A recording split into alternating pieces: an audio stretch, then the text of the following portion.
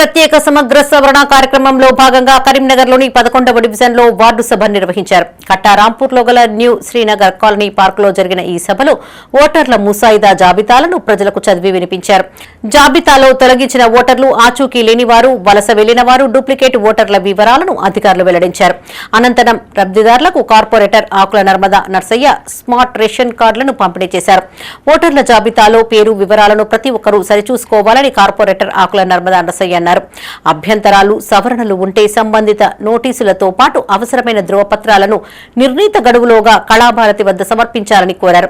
అర్హులైన ప్రతి ఒక్కరి పేరు ఓటర్ల జాబితాలో ఉండేలా ఎస్ఐఆర్ ప్రక్రియను సద్వినియోగం చేసుకోవాలని తెలిపారు. ఈ కార్యక్రమంలో బిఎల్ఓ అధికారులు, కాంగ్రెస్ పార్టీ బిఎల్ఏలు, నాయకులు, కార్యకర్తలు, లబ్దిదారులు పాల్గొన్నారు. ఈరోజు రేషన్ కార్డు ఇవ్వడం జరుగుతుంది. ప్రతి ఒక్కరు కూడా ఈ రేషన్ కార్డు ఖచ్చితంగా వచ్చి తీసుకోగలరని అందరికీ మన డివిజన్ ప్రజలకు తెలియడం జరుగుతుంది. అలాగే ఈరోజు మన ఓట్లు అయితే 2002లో మనకు సర్కారు వాళ్ళు కానీ వాళ్ళు ఎవరైతే ఉంటారో ప్రతి ఒక్కరికి నోటీసులు వచ్చినాయి. అవి కూడా వచ్చి మన ప్రతి ఒక్క బిఏలు కూడా మన 11వ డివిజన్ న్యూసినర్ కాలనీ పార్కులో ఉన్నారు.